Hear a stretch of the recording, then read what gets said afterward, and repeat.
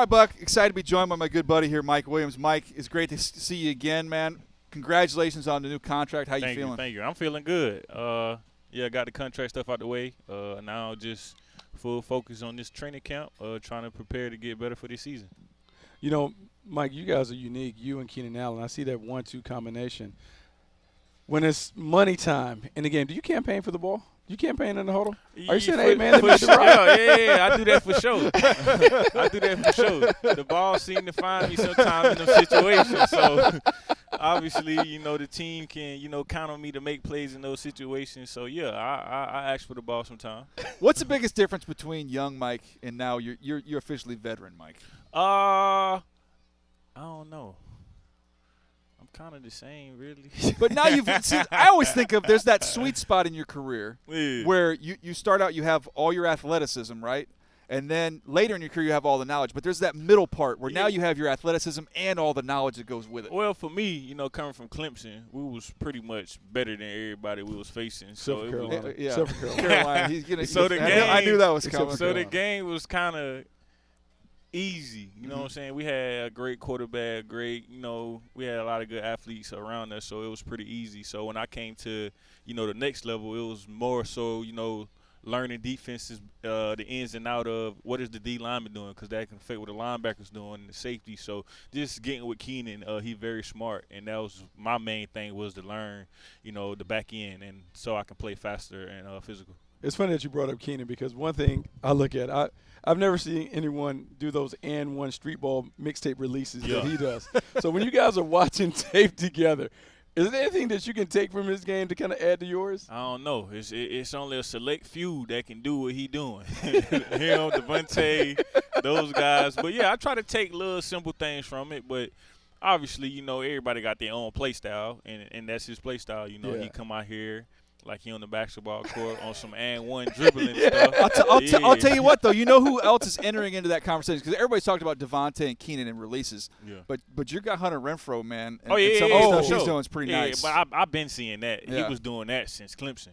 Started as a walk-on, then earned his scholarship. He was doing that since Clemson, though. So I've been seeing that for a while. You've told me this before, but I don't know if Bucky's heard it. Like, just the first time you saw Hunter out in the practice field and what your expectations were versus – be honest, he doesn't know this. Tell what the expectation was than what he was doing to people. Hunter came out there wearing like number 35. But he was going against like the top people and he was just killing them. Like he would run the same exact route every time in one-on-ones and kill everybody. And then, Coach Sweeney noticed it, gave him a scholarship, and he just kept doing the same thing year in and year out. You imagine that? Like, you're Johnny Five-Star, this little 35. Like, why can't you guys check 35? Exactly. He's running the same route every time. Every time. He is wearing them out. It's funny to watch. You mentioned playing with a superstar quarterback in college, but now you're playing with another one, and Justin Herbert. What makes him special? Just his arm strength, his knowledge of the game, and just his poise in the pocket. He can make any throw on the field, no matter how far it is, down the field, under pressure. It don't matter the situation. I feel like he can make all the throws on the field, and that's what you got to do as to be a top quarterback in this league is make every throw on the field, and he can do that. Does he ever get excited? Like, does he ever let's go? Does he ever give you will he be a guy that'll spike the ball and give you? Will he give you a little something? Yeah, sometimes he do that. We try to get it up out of him, but he kind of calm. So yeah, but when he do it, we got to hype it up a little bit. He can get sneaky pissed off. Yeah. One thing he would get pissed off fast though. He'll let you know for sure. What's that last thing we'll let you run? You've been generous with your time, man. But the expectation for this team, it seems like you watch the practice, we see it. All the pieces seem to be there. What's the expectation? Control, we control. That's us coming out, playing Chargers football. Let's win a division, make the playoffs, and, let's get on the road. Let's get it going. All right, man. He's the best. Mike Williams, appreciate your time, man. Thank y'all. All right, Buck, excited to be joined by Rashawn Slater. Rashawn, how you doing, man? Full scrimmage today. You guys got a lot of work in, man. We did. It was good to come out here and compete, though, and just get a lot of reps. A lot of times we're working different situations, so it was nice to just move the ball today. How many Khalil Mack questions have you been asked already this training camp? A lot. Well, we got to ask it. How's it been? You see Joey every week last year. Now you get to see Khalil Mack in practice. It's amazing work, honestly, because Joey. Like, Joey's so good at just taking advantage of any sort of weakness you show him. Like, if you overset, he's going to go inside. If you underset, like, he's going to beat you outside. And so they both do a really good job of just, like, exploiting any weakness you give. And so from an O-line standpoint, it gives you, like, a really good look at what you're doing wrong. So you can kind of get those reps and just coach yourself as you go against those guys. Well, let's just think about that. You get a chance to go against those guys every day, but in the division, it's loaded with pass rushers. How do you believe this experience every day in practice against Bosa and Mack is going to help you when you face your division rivals? It's going to be huge. Just being able to practice against the best of the best, it doesn't really get much harder than that, So I think it's fantastic work, and it's going to be hard to go against these guys and not be ready for whatever's to come in division. I'm always curious when you're on a team. You guys were right on the doorstep of the postseason last year, and then you watch the offseason unfold, and you start seeing some of these free agent additions. Like, is there a group text? Like, what's going on with you guys? You start seeing the J.C. Jacksons, the Khalil Macks, all this stuff going down. Yeah. There's not really a group text, but you just kind of see it, and you're like, well, I think Joey said it good. Like, he saw it, and he was like, well, better start working out. Like, it's just like, you love to see it, but at the same time, you're kind of so focused on making improvements to your game. But it's really nice to see it all come together out here. And thinking about that, because you guys have kind of been the media darling in terms of all the acquisitions, has kind of put a bullseye on your back in terms of everyone expects you to maybe win the division, be a player. Do you feel any internal pressure to have to live up to these expectations from the outside? No, I don't think we feel any pressure. I feel like we just know what we want. We know what we're capable of. I don't think anyone outside can put more pressure than what we expect of ourselves already. So all we can do is just work and trust. All right, you got a new offensive lineman here, Zion Johnson, the first-round pick out of Boston College. And talking to guys around here, personnel-wise, coaching-wise, a lot of them say you guys have similarities just in terms of, your intelligence, your personality. It's not too big for this kid right away. Oh, not at all. From the beginning, I've been seeing a lot of confidence in him, and if you just watch him out here, like, he's killing it. I think he's doing a really good job. Really just technical, smart, strong. Like, he's got everything you want. I think he's going to have a lot of success. Well, I can't let you go without talking about your quarterback. Justin Herbert's been an outstanding player in this league since he stepped into it. What is it like to have a guy like that in your huddle? It's huge. It completely changes our offense and what we can do. As an offensive lineman, it takes a lot of pressure off of you because you know that he's going to be able to adjust on the fly to anything that goes on. Like, he's really good at reading the pocket and just making things happen. So it's huge. It makes our job so much easier and just the game a lot more fun to play. How stoked are you when you talk to your buddies around the league that you get to practice in this weather, by the way? It's ridiculous.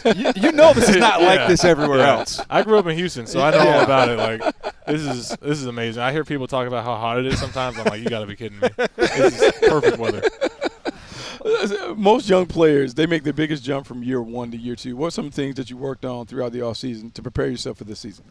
A lot of stuff, just seeing the game differently. I wanna be someone who's able to look at the defense before the snap and kind of have an idea for what's going to be going on instead of just kind of reacting to everything. So for me, that's been a big part of it, is just trying to understand defenses better, and then also just working on being more consistent in the way I approach certain situations so I can, not make any unnecessary mistakes. One of the things that was kind of a big national story, obviously, with Kyler Murray, and they put the clause in the contract about watching tape. I always feel like, quarterbacks, everybody knows that most of them watching a ton of tape. I don't think people appreciate how much work you guys have to do. What I don't want you to run through the whole week, but what does that entail for you to get ready for an opponent on a Sunday? It's huge because not only do you have to know the defense and, like, what the base defense looks like, any sort of special looks they have, but you also have to study your matchup really well and kind of know what's in their toolbox, because a lot of times you'll see like 3 or 4 guys throughout a game, and you got to know what to expect from every single guy you're going against on top of knowing the defense. So we have to know a lot for sure on the offensive line, especially the centers too, because they got to put everyone on the same page when we run the plays. So you're going into your second season. Now that you know a little bit about the National Football League, what was the biggest surprise about being a pro player? Honestly, like, my biggest surprise probably was just how fun it was. I knew it was going to be fun, but in college you got to go to class and you got all this stuff. Like, at Northwestern, you really have to go to class. Yeah, exactly. Bucky went to North Carolina. That was optional. That was optional. Yeah, it's just amazing. It's what you dream of literally as a kid. So it never feels like you're really working. You're just doing what you love. So I love it. Well, he's literally one of the best in the business here, Rashawn. Appreciate you taking the time, man. Stay healthy. Have a big year. Absolutely. Thank you so much for having me. Appreciate it. All right, Buck, excited to be joined by our good friend Tom Telesco, general manager of the Los Angeles Chargers. Tom, how's camp, man? So far, so good. So far, this is going to be great tonight. Something different for us. This is, we're probably about, 7+ days in. So different structure for practice. We all move the ball. thud, not tackling, but game situations. So it'll be fun. It'll be something different.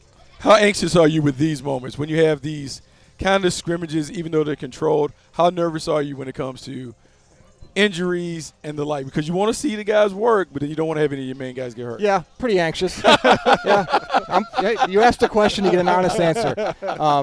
Because this is, it will be a little bit more intensity than a regular practice, obviously lower than a game. But when intensity increases, injuries could happen. But we have to work like this. We have to grind with each other. We have to, contact with each other with some physicality. We just can't wait till a preseason game. So it's stuff we have to do, but it is controlled.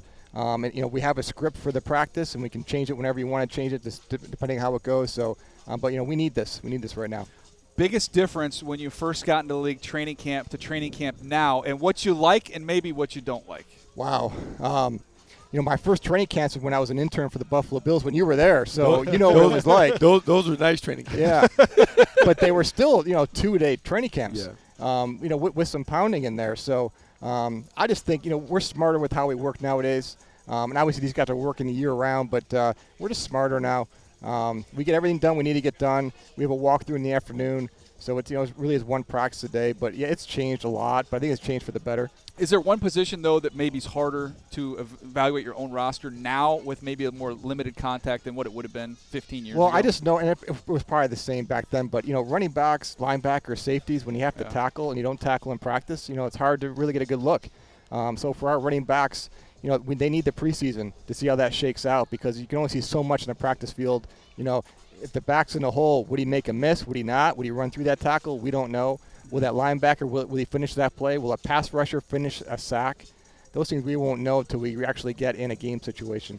I'm really curious about the condensed preseason. Going from 4 games to 3 games, how does that change your mind when it comes to the evaluation and how you play your guys? It really hasn't changed much for us because we do the combined practice with somebody else. This year it's with Dallas for 2 days. That's great work. We started doing that a number of years ago. I think the 4 preseason games, I don't think we really needed that anymore. I think 3 is a good number. We'll see if it changes down the road. But I think 3 is a good number. Like I said, for running backs, linebacker, safeties, just seeing guys finish plays and tackle. We do need some games.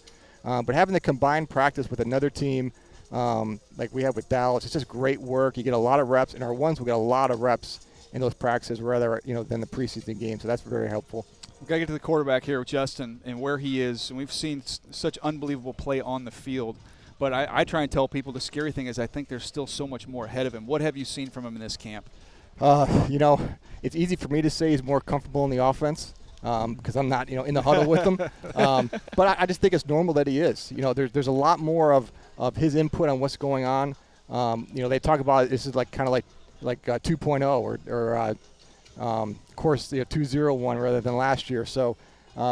And you do see him taking a little bit more of a leadership role, which is normal for that quarterback. It's, when you're a rookie quarterback and you're young and you're in a huddle with a bunch of adults who have been in the league for 8-10 years and have kids, even though you're the quarterback, it takes some time to grow into that leadership role. I know we've seen more of that here, and he just has so much more growth. I mean, I said the other day, he's still the youngest quarterback in our division, so he's still getting better. He's still moving forward. So, but he's had a great camp so far. It's funny because you talk about having a young quarterback in Justin Herbert, but it appears you got great experience at the perimeter positions. Why is it important to maybe have some of those veterans on the perimeter as the young quarterback grows? Because they're when they're supposed to be in a certain spot, they're there. Mm-hmm. And that's where interceptions happen, when a guy's not where he's supposed to be. So with Keenan and Mike, they're always going to be in the spot where they're supposed to be when they're supposed to be there. So and that's big for a young quarterback, that you can rely on those guys. We want to make sure we have enough weapons around Justin that are different styles, that Joe Lombardi can go to the play sheet and call some different things. So different styles of running back, tight end, at receiver, have a nice menu that we can go to. Where does the growth need to be team-wise, to take that next step? Just right on the precipice of being in the postseason last year, where's the growth need to take place? I think the easiest part, which is why we need training camp right now, is just on defense because we have so many new faces. And I know some of these players, maybe had played in this scheme before, maybe played for Brandon before, but it's still on defense. It's a lot of communication and working with each other, knowing where the leverage is, knowing your teammate next to you. So we need this reps on defense to get our guys together. We could have 5 or 6 new faces on defense this year. That's significant. Not going to be a lot of continuity just personnel-wise on that side of the ball. So that's going to be important for us in training camp for these guys to get working together. Big offseason acquisition. You get Khalil Mack to go with Joey Bosa Why is it important to have multiple pass rushers that can throw out at opponents? Well, I learned a long time ago when we had Freeney and Matheson in Indianapolis, and we were always on the lookout. We need three. We need a third rusher. We need a third rusher. So you really need three. Mm-hmm. If you ask our head coach, you need four. But I'm kind of like trying to be have some perspective. We try and find three. But obviously having two guys like that you have to account for both of them. Joey's been unbelievable in training camp. He's even taken his game to another level. So this game is about pressuring the quarterback and then covering behind you. That's the biggest part of defense. So to have those two guys, hopefully we'll be closing out some games in the fourth quarter, but those guys are so important to rush the quarterback. You get the ability to rush the quarterback. You talk about guys being able to make plays behind him. You bring over J.C. Jackson.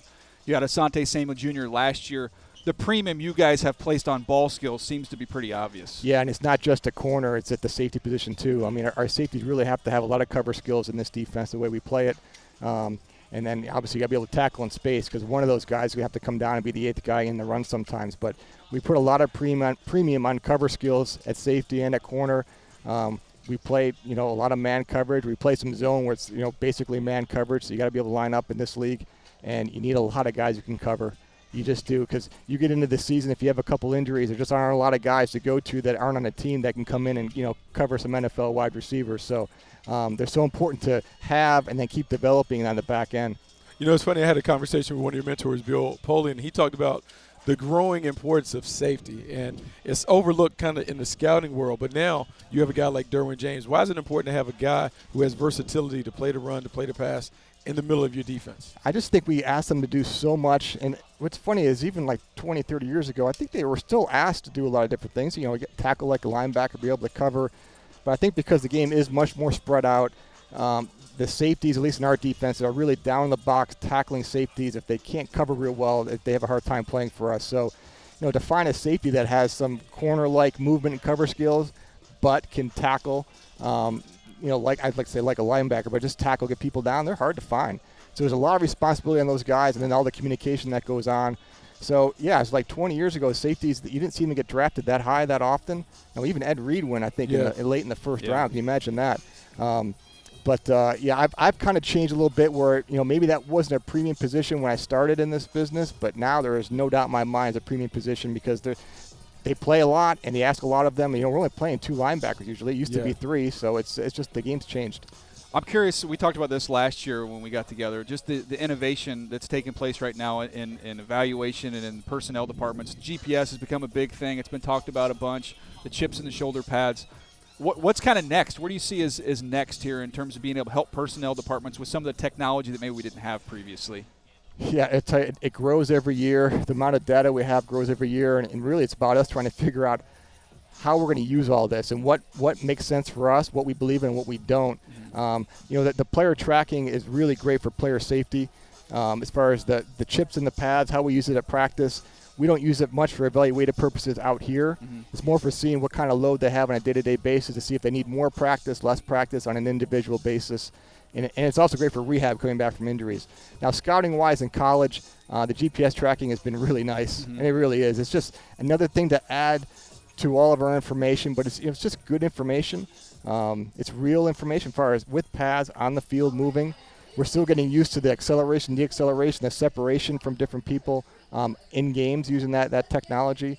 But it's great. It's great in scouting meetings to have some hard data that you can ask questions and, hey, do your eyes see this or not see it? And then we can kind of discuss from there. It's just a great cross-check to have. We're using it more and more every year. I'm curious, you talk about not really using it out here, but are there some guys that, you come back, you get their body fat percentage, which is all of a sudden they've had a great offseason. Man, their body fat percentage is down. Now we're seeing some numbers, some acceleration numbers maybe we haven't seen from them. Are there instances where that takes place, though, even though you're not technically banking on all that information, but there's some indicators. Man, this guy worked his butt off here in the offseason. I think with our sports science people, yes, because they're looking at those numbers every day. Yeah. It's pretty important, but we use it a lot for each individual player what they need to do to be better. And some of the guys can just take on a bigger load, and you have to kind of give them a little bit more if you see a couple practices where they start coming down or vice versa. So I think it's just great for health and safety. I'm just curious about getting young guys ready to play. So when you get your draftees, you bring them in. They have off-season program, OTAs, and workouts. But how do you go about the process of trying to get a young guy ready to play and contribute right away early? Well, it's difficult, and that's why you have to have a great coaching staff because there's so much teaching that goes on at this level. I mean, if you walk into our building in a Wednesday morning, every position group is in a classroom teaching, either watching film on an iPad, notebook and pens. So there's just a lot of work that goes into this. And for the young players, I mean, before they were in class, whatever, 3, 4, 5 hours a day, and then they have football. Now this is their work. This is their business, and it's all football all the time. We have a great staff of teaching. We know there's a transition from one level to the next, that it's not easy.